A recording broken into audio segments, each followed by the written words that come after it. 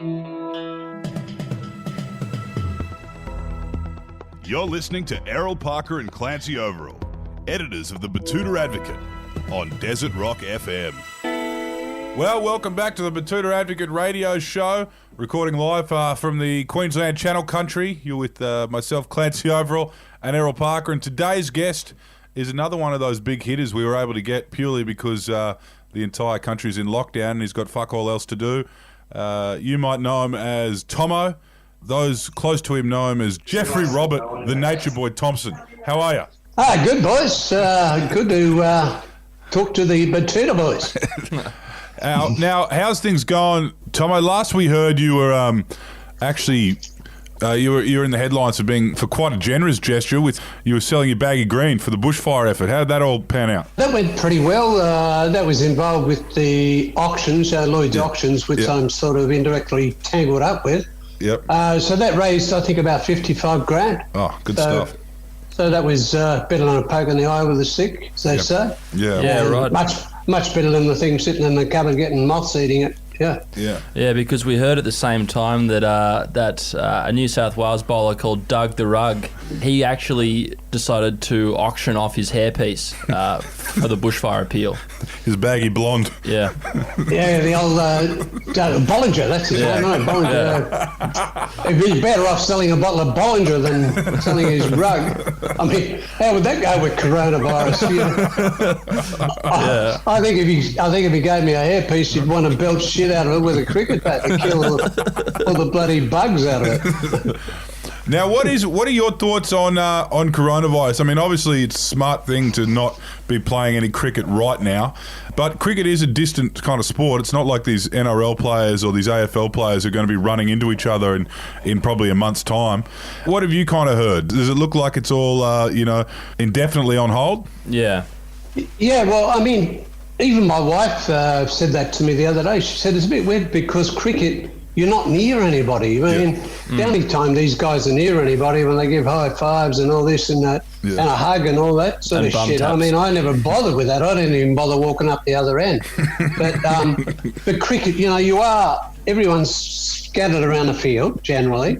The slips aren't too close together, and it's just the guy bowling the ball, isn't it? And then you throw the ball to somebody else.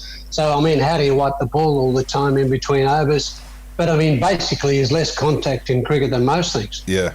I mean... But, sorry, but, I mean, I don't know what they're going to do with it. It's still a matter of people coming to the ground, if they're going to let them in. I mean, the players can play with nobody there, that's for sure. I mean, they basically do anyway. You go to a state game there and there's nobody there except their bloody relatives and that, Yeah. And then a test match... unless for the old different games, there's a few there, but not as many as there used to be. So, I mean, that's the biggest problem. Yeah. What do you think it'd be like to play, say, a Boxing Day's test match at the MCG to a state cricket crowd? You mean nobody there? Nobody there. That'd be really weird. That would be so weird. I didn't like the MCG anyway, but there's too many Victorians there for a starter. Yeah, for sure. Too big. Yeah, and no, but the ground itself was just too big. I didn't like the bigness of the place. The crowd was great, they get behind everybody and all that, but it'd be really weird to play. I don't know if it'd be hard because I've never had to put up with it. When you walk out there and nobody there, you think, what's going on? Are we practicing or something? Yeah. Tell us a little bit about, I mean, coronavirus is one thing. I'm sure, way back in the history books we've seen something like this before where a pandemic has shut down cricket. It's a rather old game. But you've actually seen, similar world events that have kind of limited your gameplay, or at least your work when you're commentating. There's been a lot of wars in the Middle East for a long time, and they've been playing cricket for a long time in the Middle East as well. Have you kind of seen that firsthand, like either world conflicts? Well, my first introduction to the way the rest of the world operates was 75, I think it was. Yeah, it would have been 74-5. In England, 75 it was. IRA. Yeah, right. Bombs going off in London. Yeah. I got blown up in the London Sportsman's Club. They had a deal with us because most of our team were just hopeless gamblers. You know, I mean, they just love roulette and cards and, you know, whatever else. And so we had a free deal at the casinos. Yeah, so right. we're sitting in this London casino this night at the top of Oxford Street. IRA let off a bomb, which was only like not much higher than me, below us, and right out the front. And everything come flying off the wall, shit going everywhere. And besides the ones at our pads, but we're just sitting there and we all looked at one another. It's really weird, you know. It's just, you get this. It's like the wave hits you of the bomb blast, and then the sound comes later. It's really weird, and then all this shit flying everywhere, and you all look at one another and you're going, that's a freaking bomb. and it wasn't very far away, you know. So we thought, we checked the numbers, we're all safe, shit and dust all over us and all that. There was Rod Marsh, Richie Robinson, I forget who else, myself, a All couple the usual others. suspects. Yeah, and we looked at one another, and I said to him, well, back when they didn't get us, so we're safe now, so we kept drinking and carried on. 10 minutes later, announcement comes over the thing with those left in the club, please find an exit as soon as possible. We think there's another bump. Well, fuck me, you never seen blokes move so quick that time. I never stopped till we got to down the Strand Hotel, I tell you, which was probably 2 miles away. Yeah, well, that... Well, that was just one. Yeah. And then I go to Pakistan. That was my playing days, but then I go to Pakistan as a commentator, and Australia weren't there. It was New Zealand versus Pakistan. Kiwis, yeah. Lahore, I think it was Lahore. Yeah. Karachi or Lahore, I can't remember now. Anyway, I was commentating, and it was a morning, and the evening before, it was a day off. So Hooksy and myself were out around the pool, because there's nothing else to do in Pakistan. What a shithole back then. You couldn't go anywhere, you know, seriously. And it was better than my playing days. So we were playing, for lack of better, volleyball with all these young engineer blokes, and they were French. And I said, what are you guys doing here? And they'd been employed by the Pakistan government to build submarines. Yeah, right. So these guys are all there, and we played for hours with them and drank with them. Anyway, next morning, we've got to go to work, right, with the cricket.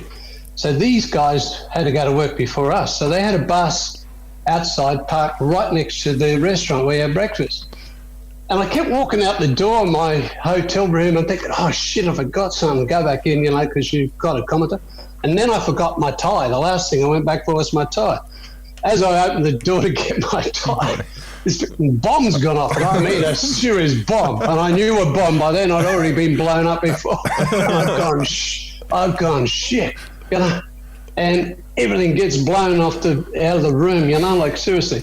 So then I walk back out the room to see Danny Morrison, who does commentary still, and he's a lunatic. And we got a couple of Pakistani commentators with us. I go to Danny's room, which is just around the corner, and he was right above where the bus was. You know, what they did was blew up these guys in the bus because it was opposition. They didn't like the government that employed these blokes. Yeah, right. They took it out on these poor young blokes. And Danny's completely in the raw. And there's glass and shit. All you can imagine the room. It's just like you couldn't throw that much broken glass around if you tried. And he's in the raw, and he doesn't know what to do. I said, Morrison, what are you doing? He's gone shit to up. He said, what the hell's that? I said, it's a bomb, dickhead. Get your wallet, get your passport, and follow me. And I said, and by the way, why are you in the raw? He said, I was just doing push-ups. Oh, yeah, fucking yeah. Anyway, Kiwi away from home from his sheep. Anyway, so then I walk out the door, and there's one of these Pakistanis with no dacks on. And I what the hell were you? He was sitting on the shit house, and when the bomb goes off, what happens is anything in the shit house gets blown up. The water pressure. I won't tell you the rest, but you can guess. So then I grabbed Hooksy. I said, "Come with me. Get down around the pool. We can't get blown up there." And I went down around the pool there. But these guys, seriously, they'd blown up the bus that these poor guys were on, these French guys that we were all just mates with. Because I was late getting out of the room, I didn't get killed because I would have sat right next to the window where their bus would have been 3 meters from me at the max. Right. Yeah. So I kept forgetting shit. It was like somebody was looking after me and I didn't get down there. Right. Anyway, all the Pakistani army are out. They got snipers up on the roof and all this sort of crap. And I just walk outside at the bomb blast site with my camera. The whole deal is walk out there through the hoarding saying nobody in. I just walked through, ducked underneath, and I'm filming the crater. I'm filming, people blown up and all this shit. Because Morrison didn't still believe me it was a bomb. And I thought, oh, just show this dickhead what happens when a bomb goes off. And I walk back in, and here's all these Pakistanis in there repairing the hotel. Like, this is instantly just for tourists. Yeah. Nothing went wrong. They're fucking repairing the joint like as if nothing happened. Oh, shit. This is the shit you got to put up with when you go to those places. They move pretty quick. Jesus. No, so it was, and then I missed. Another time I missed the Potters Bar train, the Potters Bar train where 120 people got killed. That was heads out of Paddington or something like that. Right. Taxi was late. Yeah. I was late, so I missed the train. That one pulled out and smashed wham. So I missed that one. And then another time in a plane, we hit some palm trees taking off. Good grief, And Thommo. had to land again. And I've had a couple other times where some aeroplanes, where some aeroplanes have blown up their motors, and we had to do emergency landings. So I'm actually a tomcat with 9 lives, but I think I've lost about 7 of them. You tell us a little bit about that era. You were playing some people that really don't get that much of a look in nowadays. Particularly, you would have got to know the West Indies quite well. A lot. You would have a much different time playing them than today's players. What was that like? We used to play them a lot because I first played them in 76, 75 in the World Cup, then 76 they came here. Then we played them again in 78. We went there with Cricket Australia when World Series Cricket was on. And then they came back obviously in the 80s, and Kerry Packer, when he got the cricket rights, didn't want shit cricket, so he kept bringing the West Indies over to play all the time because they were big draw cards. So, our poor batsmen must have had much of a. They must have had a real restless life in their career, in those 80s, and the other facing the West Indies all the time because they just had a shitload of quick bowlers that were really good and scary, and they had a shitload of good batsmen. So. But it was good times, They were really good blokes, Great blokes. So, Thommo, I just want to, again, go back to fast bowling because I've heard this urban legend around is in 1979 they held a competition for the world's fastest bowler. I heard you had quite the hangover that day and you did win most accurate bowler and fastest bowler on the day. That's correct. Well, it was World Series cricket, so I've been duped back into World Series cricket. I was banned, so I couldn't play. So what I used to do was train with the boys, and that was it. I couldn't go out and play when they played. Yeah. How come you were banned?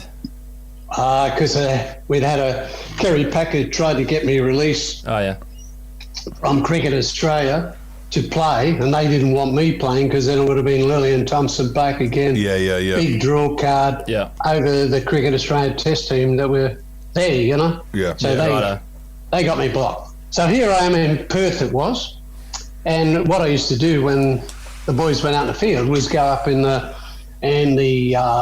box with Kerry Packer. There was Strop, Hogs, Don Lane, or whatever celebrities from TV were there, and we just get on the gas. Beautiful. Yeah. Beautiful. So the boys I forget what happened. They were training, warming up or whatever, and I'm up there having a few beers because I don't think it was probably going to be a day-nighter, so it was after lunch, you know? Yeah. And I've thrown down probably half a dozen beers. And KP, Kerry Packers, walked up to me and he's gone, "What are you doing here, son?" You know, I can't talk like him, but it was even, you know, deeper and rougher than that. I said, "What do you mean, boss? What else do I fucking do? This is all I do." You know? He said, "The first bowling competition's on that out in Sunny."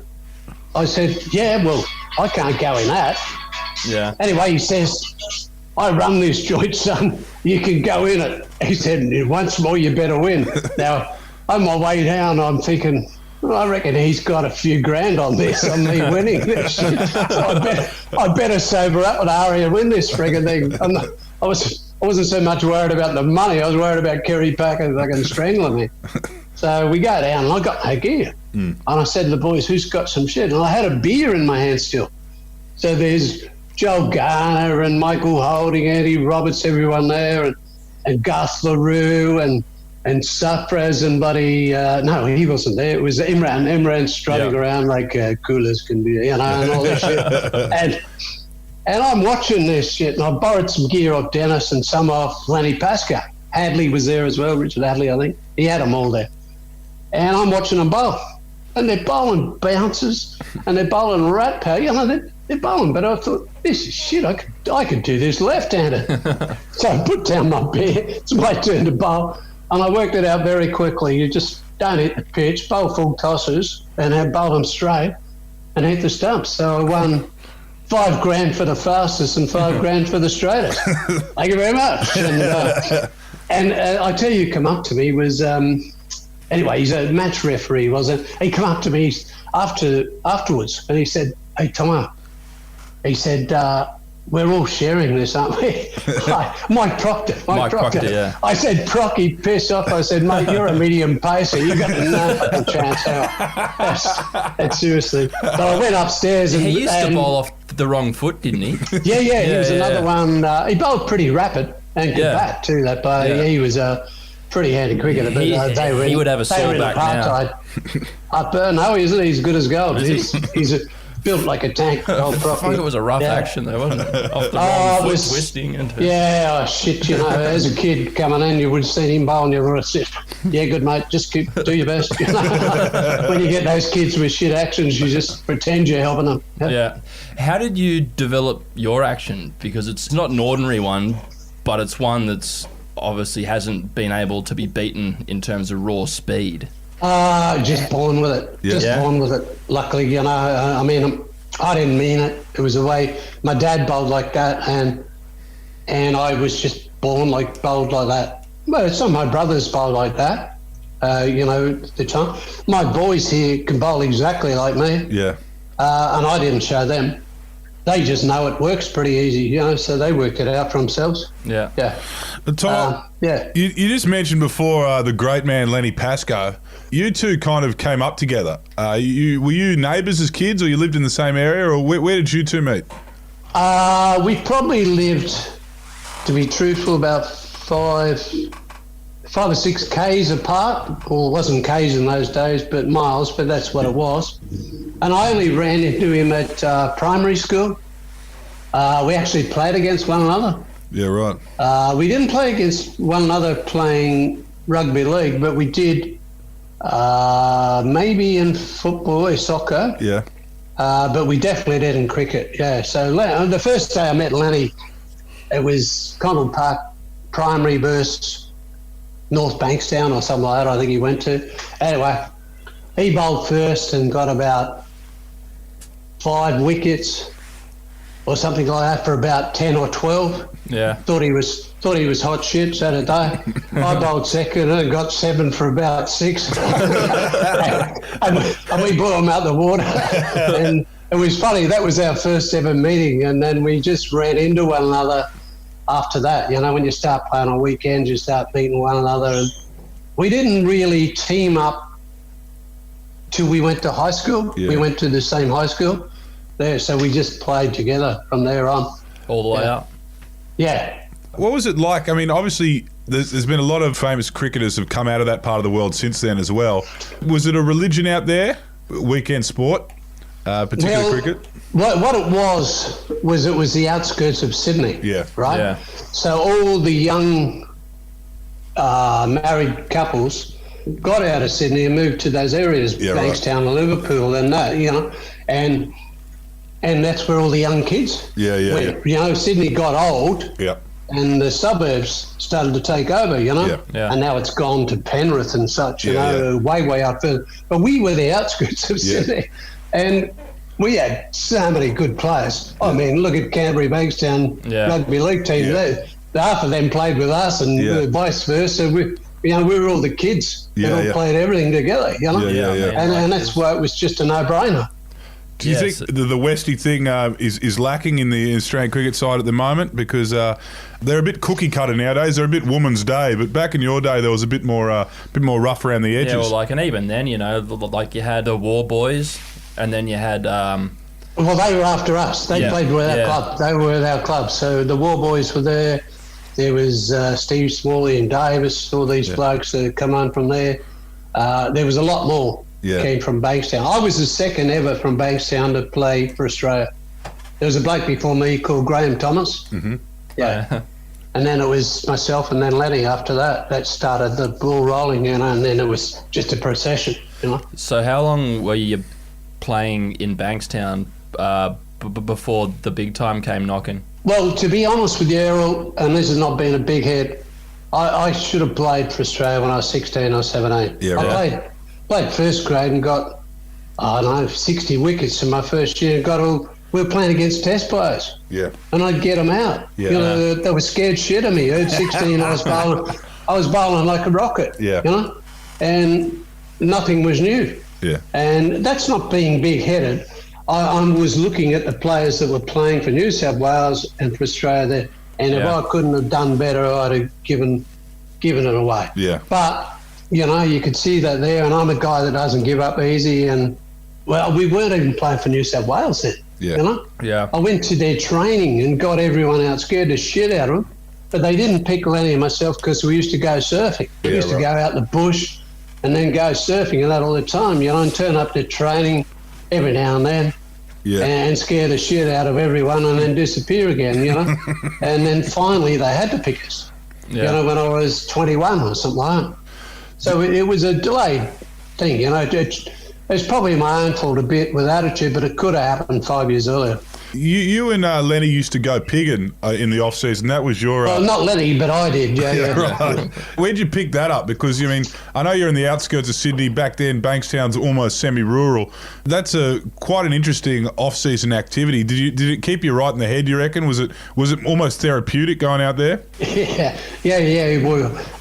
It was, because it got me away from all the press and all this, all of a sudden being a kid that used to be left alone to being bombarded, know, and it didn't really worry me, but I just couldn't be bothered with that shit. And I thought the best way to do this is go out in the farms, see my aunties and uncles that came from out Condobolin, middle of New South Wales, Shannon Knoll country. Well, exactly. So we could go out there anytime we liked. Yeah, right. And I used to go out there and there in Tottenham, which is a bit north of there, and then I took the Bankstown team out there, and we'd play on Easter weekends, and we'd drink them out of ouzo, rum, everything that was going.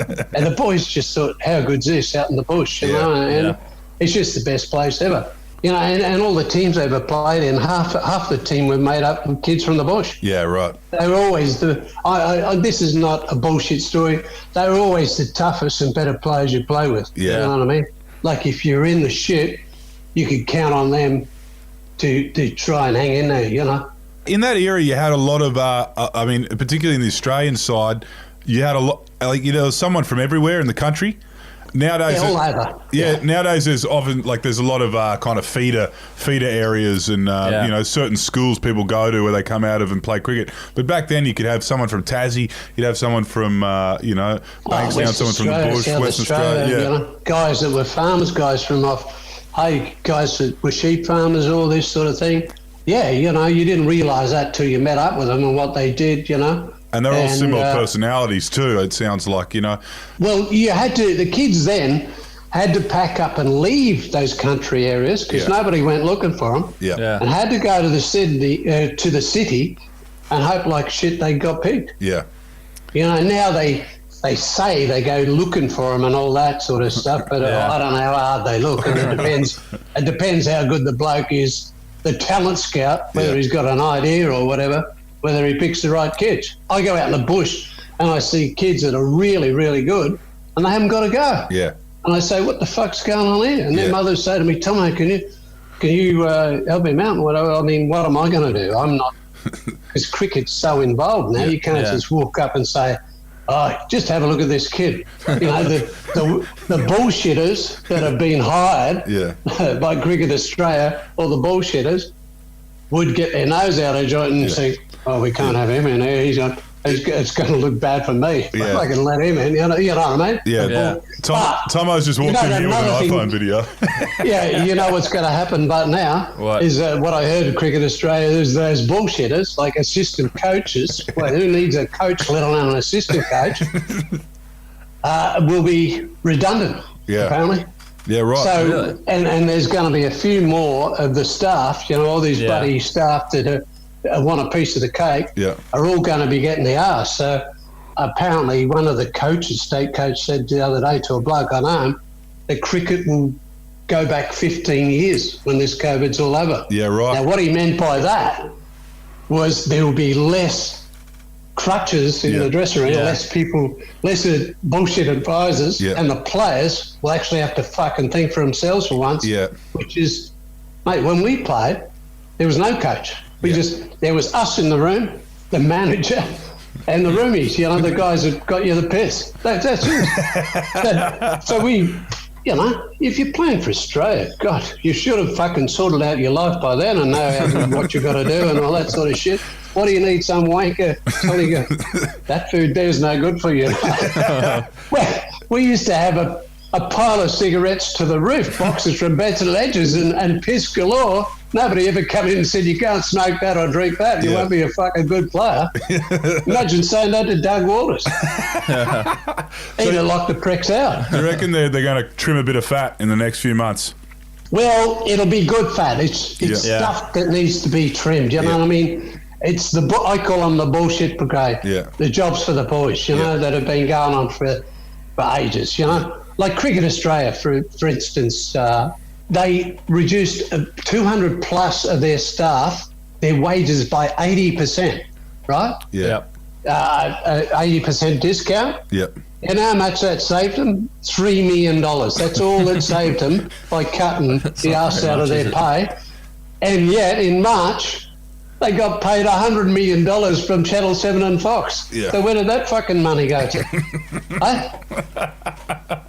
On the tell me how that doesn't add up to. Yeah. Yeah, I mean, you guys weren't flying business either, were you? Well, no, we were down the cattle class, and you weren't allowed to even take your wife. Anyone. Yeah, tell us a bit about that. So how long away would you be from the family? You got 3 boys. You could have been away for months on end. Yeah, I do a few shows with Dougie Waters. So mine was 4.5 months, to England. Yeah. Right, 4.5 months to be away for, and that seemed like an eternity. I wasn't married then, but that was the initial one. Dougie Waters said his first tour of England was 7.5 months. he was away 7.5 months because they went on a boat, you know? Well, and it wasn't coronavirus either. Yeah. No, but he was helped off an aeroplane at one point with a mystery illness. I've been told after he... That would have been DTs. They would have ran out of piss. That's all it would have been. I think he might have caught it from the last can of KB he had on the flight, I guess. Yeah, just don't let those hosties open them for you. You know, make sure you open your own bottle. Even if it is number 99 or whatever. I read a great yarn by Kerry O'Keefe who said the famous yarn about Booney with the 52 cans. He was actually there for the first crack at that, and you were there. Was that? I was there. You I was sitting. I don't know what Skull tells you, but this is true. There was Dougie on the wing. Yeah. Marshy was in the middle. I was on the aisle. I was the procurer of piss. I had to make sure they were on song. Now, I don't know if you've had a drink with me, but I can throw them down pretty I've seen good. you in full flight, yeah. So I had to make sure they were on pace. I was never going to keep up with them, but yeah, that was the story. So we had to drink 18 cans of lead, 3 legs. Yeah. 16 cans, sorry. Yeah. To get it up to the what it was going to be. 16 cans. I stopped at Abu Dhabi. It was Sydney, Bahrain. Yeah. In those days, Bahrain. So we went Sydney, Singapore, and then Bahrain. I stopped 32 at Bahrain, and they did the rest to London. And I had to put Marshy's false teeth in, the whole deal, dress him, and he was hanging between Lenny Pascoe and myself. So he held the crown until the Launceston Bulldog. Yeah, I still debate this. So it's not an old guy living in the past, but he drank 48 cans on that plane. We never counted anything on the ground, and all the shit we had in Sydney before we started, he would have drank 60 odd cans non-stop. And then we went to the hotel we were staying at in London, and he bought a whole round of Heineken's for us. I said, Bacchus, just get to bed, you dick. Yeah. Imagine what would happen if you did that now. Oh, well, you wouldn't get the chance. I mean, I don't You'd be know. on the next plane home, wouldn't you? Well, I can't remember plane flights. It's been that long now, but you get on a plane now and you got to beg for a fucking beer. You know, you're halfway through the flight before they bring them out. Mate, if a player did that nowadays, they'd book them for an appointment with a shrink immediately. No, that's right. They say there's something wrong with you. Yeah. Jeff, can you tell us about your other love of speed, and that comes from your motor cars? I was told a while ago by a mate of mine who loves a yarn, so I don't know how true this is, but when you first got paid up in Queensland, you went and bought yourself a Ferrari and a PT boat from the Second World War. No, it wasn't a PT boat. It was just looked like that shape. But Oh, right. No, I've always liked cars. I mean, mate, 3 of my brothers were basically, mechanics. Yeah. So we used to fix everybody's car. You can imagine our car. We had one stage there when I was a kid, we had 3 cars each. Yeah, right. There's 5 of us. So you can imagine our car, our place looked like a car yard. Were you And one of then those your mates- one of those properties with all the cars out front on blocks? Oh, yeah. And then their mates would bring around their cars for us to fix. Yeah, and yeah. we used to do stunt driving up and down the street and on motorbikes and bloody everything. I mean, that was it. Go to Speedway, race cars, go to the drags. And it was just I always loved cars. You know, I used to be late for cricket because I used to be out at car races. Yeah. On a Saturday morning because they'd have the time trials for the Australian Grand Prix at Warwick Farm and all that. And I'd be out there watching all the cars race and dreaming that I wanted to do that shit. Yeah. And then I'd have to pack up and piss off and go to cricket, and I'd turn up late, but I couldn't care less. Always loved cars, Yeah. And to buy that Ferrari was not a lair-rising thing. I just thought, I want to see what these things go like. You hear about them and all that. I had the opportunity. It was cool, but didn't take a flogger, didn't handle a flogger, didn't handle country roads. Nothing like the Charger. No. Kangaroos, you just cut the legs out from you. You didn't really kill them, You had to go back and run. You had to go back and run over it. No, but always loved cars. I still love cars. Bike races. Yeah. I'm always watching the shit on the boys come past and say, "What are you watching that shit for, old man?" They know I'm a rev head. You know, so, yeah. Can you just tell us now, for someone in that era, coming from Bankstown, to then, find yourself sitting in Jamaica with a bunch of West Indian cricketers or, in Pakistan or in England, who do you reckon was, the most talented cricketer you came up against, and who was the funniest? Obviously talent was Viv Richards. Yeah. I mean, he was a guy that wouldn't have trained. He was a natural, he just did it like me. You just go and play, and what works out, works out. I don't think he would have been coached. Viv was just Viv, and a great bloke. Him and I were great mates, so we still are. So he was just, to me, was great fun playing against him, because you had to pull your finger out. You know, there was no easy times playing against Viv, and he didn't get any easy times playing against me. Yeah. And that's what it was like in that era. You know, you play the West Indies, you play the best, you always try your best. Yeah. And that's when you're most satisfied, whether you win or lose. You know, if you play well, you're happy, you know? Yeah. So Viv was great. All those guys, Andy Roberts, Michael Holding, they're all different characters, just like we are, you know. Some are quite... If Michael Holding had a mongrel streak in him, he would have got twice as many wickets. But Michael was too nice, you know what I mean? Yeah. He was quick and all that, but he was just too nice. He wasn't nasty enough, you know? Yeah, very cool environment. But that's him, you know? Jeffrey, you should try going around a week out to this one.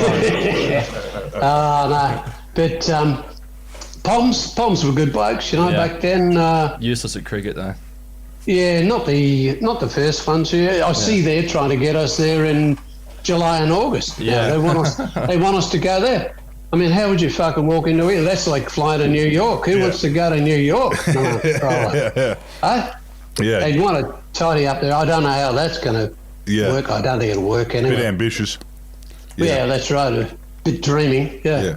So do you you'd occasionally light up, you know, a bit of a competitive streak. What do you reckon was the most cruel thing you did to opposition batsman in your time as Australian fast bowler? Probably one that just makes me laugh is, and I forgot all about it, was there was a spinner for England. You wouldn't know this, it'd be too early for you, blokes. He was even played before I played. You know, I caught the arse end of him. Yeah. His name was Fred Titmus. Right, he was an off spinner, just a typical spinner, meek and mild, you know. They're like frustrated fast bowler spinners. They've got an attitude, but they can't fucking bruise a peach, you know. Anyway, what had happened to him was the year before, he fucking had a boating accident. And how unlucky is that, to have a boating accident in England? I wouldn't even own a boat in England. That's shit up. Anyway, had cut his big toe off, cut a couple of his toe off, but his big toe. So he's come out to face me in that test in Brisbane or somewhere, or Perth, one in that initial series where I cleaned him up. And I've hit him flush on the fucking foot where his big toe was supposed to be. How much do you reckon that would fucking hurt?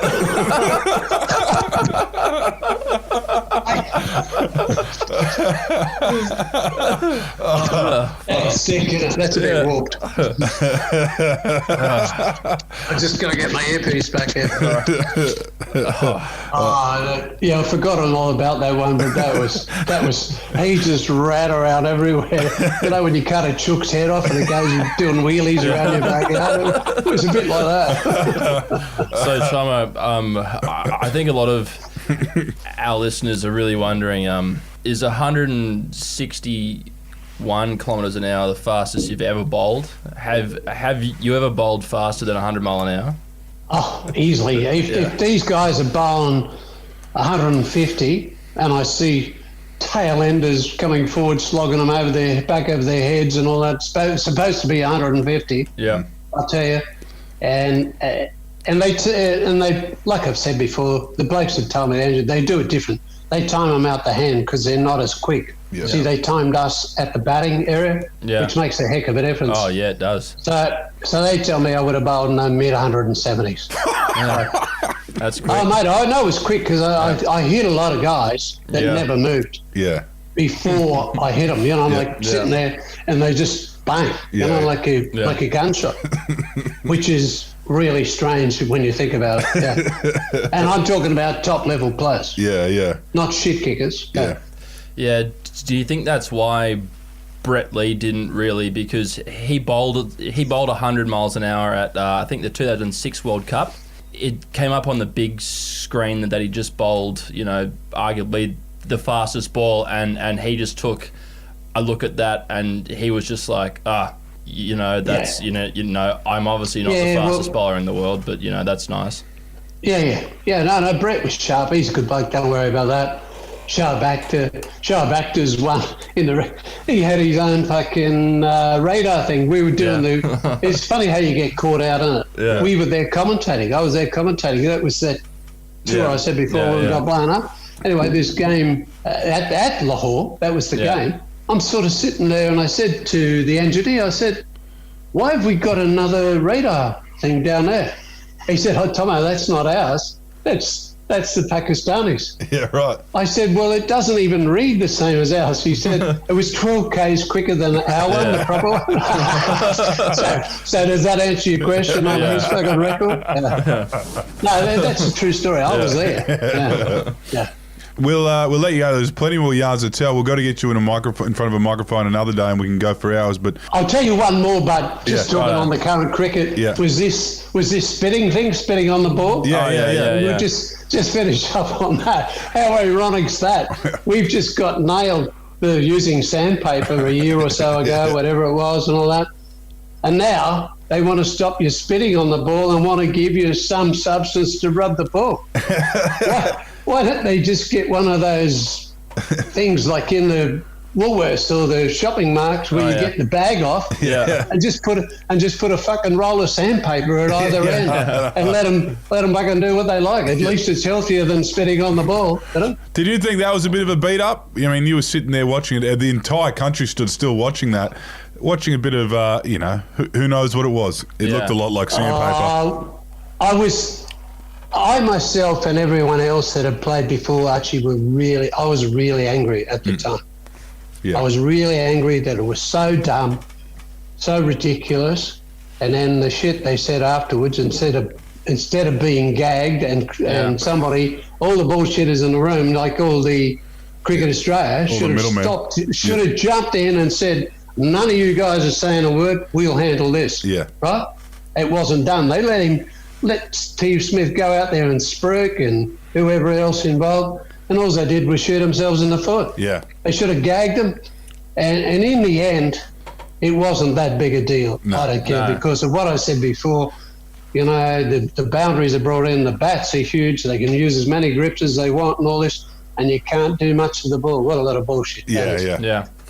Well, we spoke to Mike Whitney not too long after that happened, and we asked him if Alan Border came up to you and said, "Tamper the fuck out of this fucking ball," would you do it? And he says, "Oh, of course." You know, you do what the captain tells you, blah, blah, blah. And then we asked him, if you had everything at your disposal, how would you tamper a ball? And he says, "Not with a tiny piece of sandpaper." It's much easier to shine a ball than it is to rough one up. I can't believe they want to rough it up, you know, and use reverse swing it when it's old. The best thing I ever had was a brand new ball and swing the bloody thing as hard as a rock, the new ball. Why wait for the thing to get old? By then the horses bolted. I'll tell you what happened one day. We were playing up here at the Gabba, playing Tasmania, flat as shit wicket. Ball was shit, you know, by the Kookaburra had started, making really bad balls, and because it was a monopoly, nobody else there was no opposition. So the shit they were making was crap, soft. And Greg Chappell said to me, "How are we going to get rid of this ball?" I was bowling, Booney was batting, I think, and it was like a marshmallow. And I said, "I'll fix this frigging thing up." It was a lunch break. So what I did was this is a true story. Remember those old razor blades, Gillette things? Just a blade on either side, a flat piece of steel. Yeah. I put that in my pocket. And I'd run around the quarter seam with it and around the main seam, you know, where all the stitches are. But I pushed it a bit hard. I bowled this ball to Booty Australia, and the fucking thing's nearly fallen in the quarters like an orange. And I said, I'd asked the umpire before the lunch break, "This ball's shit." And he said, "No, there's nothing wrong with this." Anyway, straight after lunch, I tried to tweet. "No, I've gone. I told you this ball was fucked. Look at this." And he's gone, "Jesus, I've never seen a ball do this before." And it's got clean cut. It's not even frayed on the stitching. It's fucking clean cut. It was very odd. Anyway, we got a new ball, and I got him out. We won the fucking match. That's how you cheat. What a yarn. Well, good. Well, Thommo, thanks for joining us. Yeah. Thanks for All right, joining boys, us. thanks very much. Always a pleasure. There's more to come, I reckon. We Yeah. might have to sit Thommo in front of a mic, especially during isolation. I reckon there's plenty more yarns to Yeah. come. There's no fucking cricket on, that's for sure. No, not at the moment. Not for a while. We'll definitely have to get you back, Jeff. It's been great fun. All right, cheers, See you, mate. boys. Thanks, Jeff.